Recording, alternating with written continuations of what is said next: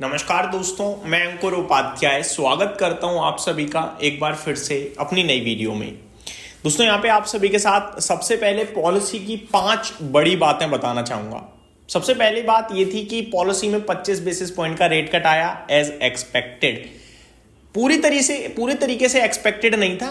करीब 65% एनालिस्ट कह रहे थे कि रेट कट के चांसेस बन रहे हैं, तो आ गया 25 बेसिस पॉइंट का रेट कट, जो कि पॉजिटिव लगा बाजार को। दूसरी बड़ी बात, इन्फ्लेशन के लक्ष्य को और ज्यादा कम कर दिया है। पहले 2.6% का था, अभी 2% कर दिया है। दैट मींस महंगाई का टारगेट और घटाया है। पॉजिटिव है वैसे तो ये, लेकिन इतनी कम महंगाई भी देश के लिए अच्छी नहीं है, क्योंकि ये ग्रोथ में विघ्न, रुकावट बनती है एक तरीके से। ज्यादा इन्फ्लेशन खराब है तो कम इन्फ्लेशन भी खराब होता है। ये मैं इसलिए कह रहा हूं कि एक तो कम इन्फ्लेशन की वजह से जब आप इन्फ्लेशन प्लस जीडीपी प्लस करते हो तो नॉमिनल जीडीपी कमजोर पड़ जाती है, ठीक है। दूसरी बात, जब कम इन्फ्लेशन होता है तो जो किसान है, जो दाल सब्जी बेच रहा है, उसको कम कमाई होती है, ठीक है। जब उसे कम कमाई होगी तो कहीं ना कहीं जो देश का सबसे निचला भाग है वो प्रॉब्लम में जाएगा। ये 2 बड़ी बातें होती हैं। आगे बात करी जाए दोस्तों जीडीपी की, तो ये लक्ष्य बढ़ाया है। 6.8% पहले था, अभी 7.3% कर दिया है। अब अगर आप 7.3% को और 2% इन्फ्लेशन को प्लस करेंगे तो नॉमिनल जीडीपी ग्रोथ आपकी आएगी 9.3%, जो कि डबल डिजिट नहीं होती है। जिसमें पहले क्या हो रहा था, 6.5% की हमारी ग्रोथ आ रही थी, लेकिन 4-4.5% इन्फ्लेशन आ रहा था, तो 10.5 या 10% की ग्रोथ चल रही थी नॉमिनल, जो कि थम्सअप जा रहा था पूरी तरीके से। लेकिन अभी डबल डिजिट से 2 डिजिट से सिंगल डिजिट में चल रही है, जो बाजार को उतनी पसंद नहीं आ रही है।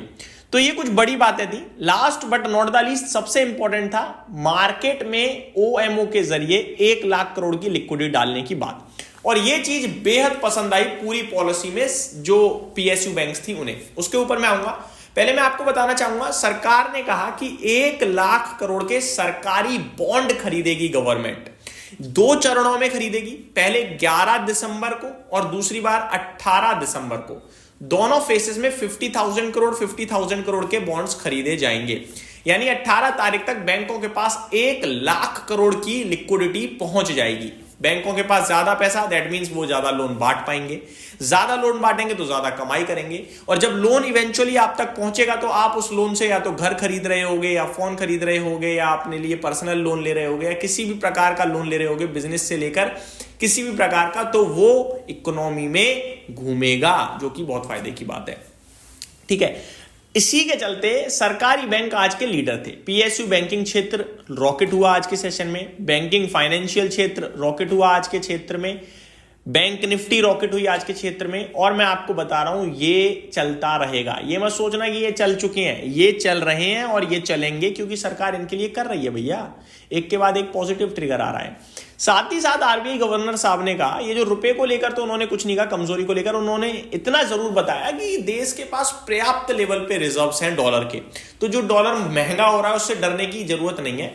686 बिलियन डॉलर के रिजर्व्स देश के पास पड़े हैं, जो कि अगले 11 महीने का खर्चा होता है। समझ रहे हो बात को? तो 11 महीने तक तो देश के पास पैसा पड़ा है कि आराम से खर्चा चला सकते हैं डॉलर्स में।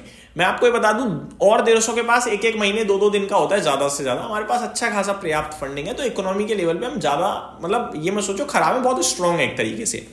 अब बात करते हैं दोस्तों स्टॉक्स की। स्टॉक्स की बात करूं तो हिंदुस्तान यूनिलीवर आज आपको 5-5.5% घटता हुआ दिखा है। उसके पीछे रीजन है दोस्तों डीमर्जर। क्वालिटी वॉल्स का डीमर्जर हो गया है आज, 1:1 के रेशियो में हुआ है। जिसके पास हिंदुस्तान यूनिलीवर का कल 1 शेयर था, उसे 1 शेयर और मिलेगा क्वालिटी वॉल्स का। ये शेयर फरवरी में लिस्ट हो जाएगा, ऐसा रिपोर्ट्स बता रही हैं। और इसके प्राइस डिस्कवरी की बात करें तो 50-55 रुपए की हुई है, लेकिन शेयर टूटा है 125 रुपए, तो ये थोड़ा ज्यादा टूटा है। ये हिंदुस्तान यूनिलीवर के शेयर में गिरावट मानी जाएगी, ना कि डीमर्जर। डीमर्जर से 50 रुपए की एडजस्टमेंट आप ले सकते हो, लेकिन 125 रुपए की नहीं ले सकते हो।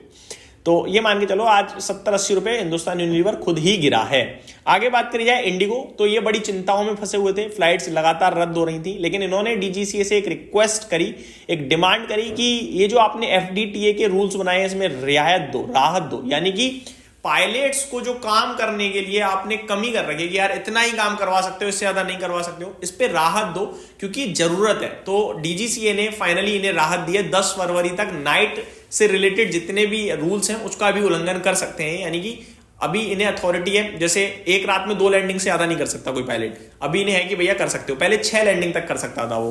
तो अब कहीं ना कहीं जाके पायलट्स का ज्यादा इस्तेमाल कर पाएंगे और शायद फ्लाइट दोबारा से शुरू हो, क्योंकि प्रॉब्लम ये थी कि इनके पास पायलट नहीं है, क्रू मेंबर नहीं है, अब ये करवा पाएंगे। इसीलिए आज हमने रिकवरी भी देखी, बट इतनी जल्दी हमें भरोसा नहीं करना चाहिए, प्रॉब्लम बहुत बड़ी है, इतनी जल्दी सॉल्व नहीं होगी। तो लेट्स सी इसका फाइनल कंक्लूजन क्या निकलता है, और मुझे लगता है Q3 के नंबर्स पे भी बड़ा इंपैक्ट आएगा। थर्ड है केन्स टेक्नोलॉजीज। आप लोगों के कमेंट भी काफी सारे आए हैं इसको लेकर, कल डिटेल्ड वीडियो भी बनाऊंगा, वैसे मैंने दूसरे चैनल पे डिटेल वीडियो बनाई। मैं आपको इतना बताना चाहता हूं, केन्स टेक्नोलॉजीज के लिए इस समय इंटरनल नहीं एक्सटर्नल बड़े लेवल पे आरोप लगाए गए हैं कि इंटरनली दिक्कत चल रही है। कोटक ने इनके ऊपर एक रिपोर्ट निकाली, उस रिपोर्ट में बताया कि इनकी स्मार्ट मीटर की जो सब्सिडरी है स्क्रेमियो करके, उसे इन्होंने भी रिसेंटली परचेस किया, और बताया कुछ बैलेंस शीट में कुछ, और बता रहे हैं कि प्रॉपर चीजें शेयर नहीं करी जा रही हैं। और इसके ऊपर जेपी मॉर्गन ने कहा कि कॉशियस रहे इन्वेस्टर्स, पॉसिबिलिटीज है कुछ गड़बड़ हो अंदर।